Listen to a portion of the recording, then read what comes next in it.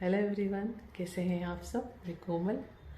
आज बात करते हैं, क्या आपको अपनी जर्नी पे और गॉड पे कंप्लीट फेथ है? जी हाँ, क्योंकि यह सबसे इम्पॉर्टेंट मास्टर की है। मास्टर की किसे कहते हैं? जिससे सारे ताले खुल जाते हैं। ओके। और वो की क्या है कि जहाँ आपको यह यकीन आ जाए, पूरी तरह से विश्वास हो जाए, पूरा फेथ आ जाए कि हाँ, God is taking care of your journey, तो वहाँ क्या आ जाएगा? प्रभु पे पूरा ट्रस्ट आ गया, फेथ आ गया, और खुद की जर्नी पे भी, खुद की ज़िंदगी पे भी, खुद की चॉइसेस पे भी। और फिर उस प्रॉस्पेक्टिव से जब आप ज़िंदगी को देखोगे ना, तो आपको दिखेगा कि जहाँ आपने गलती की थी वो एक्चुअली वो भी गलती नहीं थी, वो वाकई में लर्निंग थी। आपको ऐसा लगा होगा उस समय कि आपने कुछ गलत डिसीज़न लिए थे, पर वह डिसीज़न उस समय के लिए बहुत सही थे।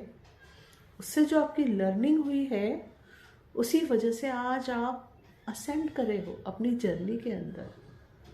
ठीक है। और ये पूछने के लिए फिर से सवाल क्या आता है, क्या आपको कंप्लीटली ट्रस्ट और फेथ है गॉड पे, अपनी जर्नी पे? क्योंकि आपको, मुझे और इस पूरे यूनिवर्स को क्रिएट किसने किया है? गॉड ने किया है, राइट? तो गॉड पे ट्रस्ट और फेथ लाओगे तो आपको अपनी जर्नी पे ट्रस्ट तो आना है कि ये जर्नी टेक केयर किसके द्वारा हो रही है? गॉड के द्वारा हो रही है। हम क्या कहते हैं, हम किस प्रोसेस में है? अवेकनिंग की। अवेकनिंग का क्या मतलब होता है? अवेकनिंग का मतलब होता है अवेयरनेस आना। कि पहले हम हर चीज़ के लिए बाहर किसी को ब्लेम करते थे, अब अवेयर है कि जो अनुभव है हमारे को क्रिएटेड है। God is a creator and we are co creator. Co creator कैसे? इसका मतलब ये कि गॉड हमारी बुरी चॉइसेस में साथ दे रहे थे, या हम हर बार सच में जानबूझ के कुछ बुरा चाह रहे थे? नहीं।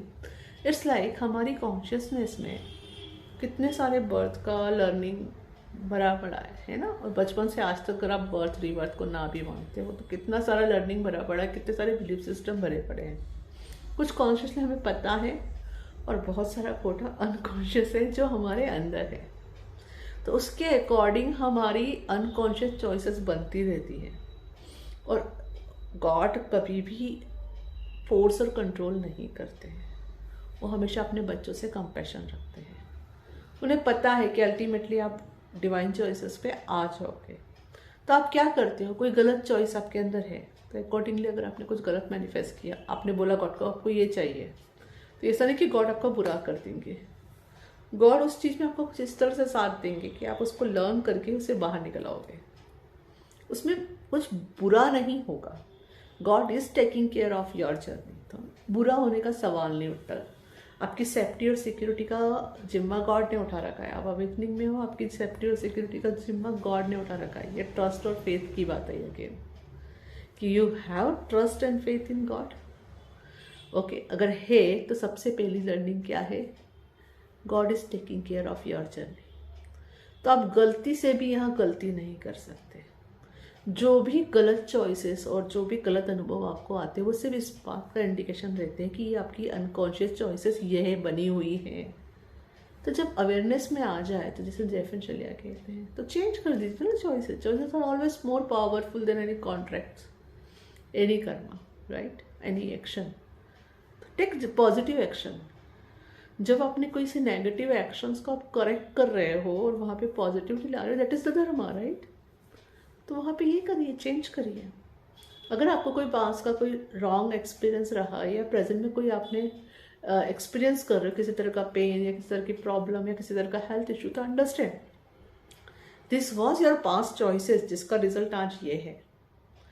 तो उन चॉइसेस के ऊपर अवेयरनेस आ गई, राइट?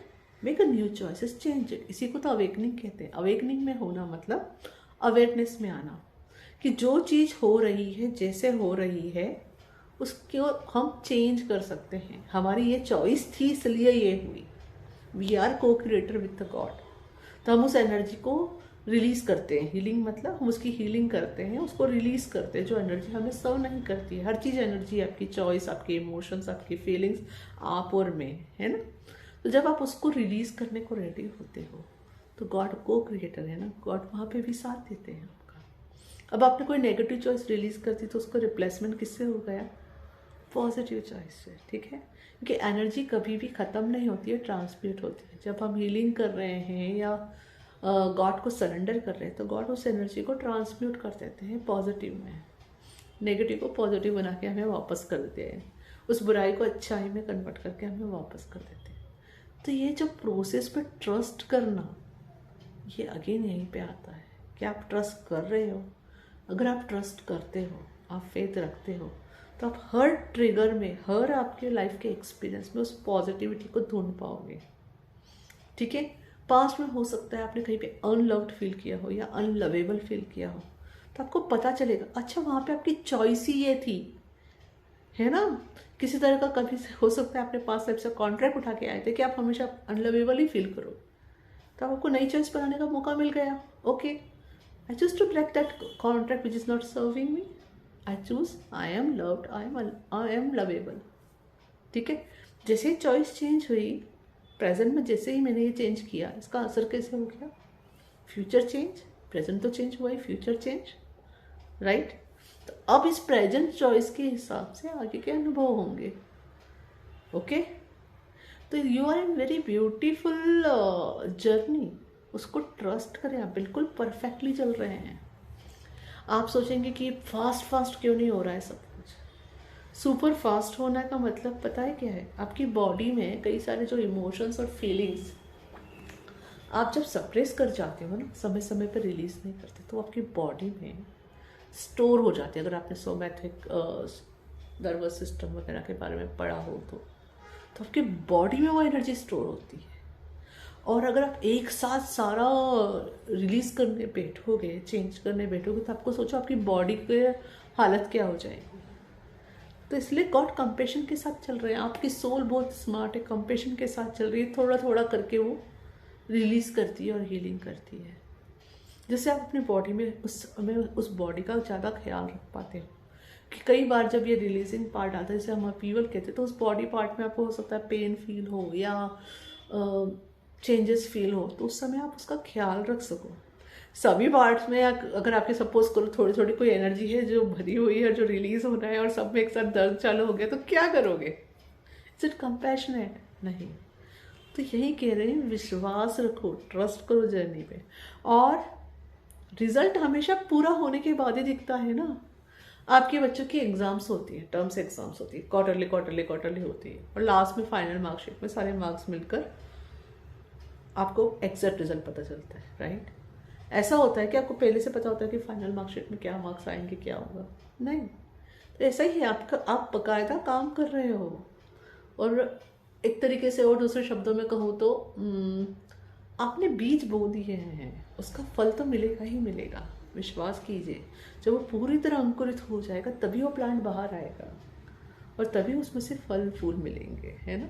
तो उस प्रोसेस पे ट्रस्ट कीजिए और अपने आप से पूछिए। और अगर आपकी चॉइस पता चल रही है कि आप ट्रस्ट नहीं कर रहे हो, फेथ नहीं कर रहे हो, तो नई चॉइस बनाइए कि I choose to trust God, I choose to trust my journey.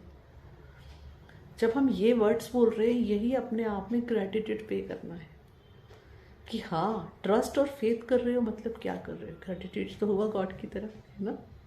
और जिस चीज़ को अंदर आप पॉजिटिव एनर्जी जब इस तरफ फ्लो कर रहे हो, तो उसका असर तो मिलेगा ही। So I hope this information will help you. Thank you. Hari Om Tat Sat.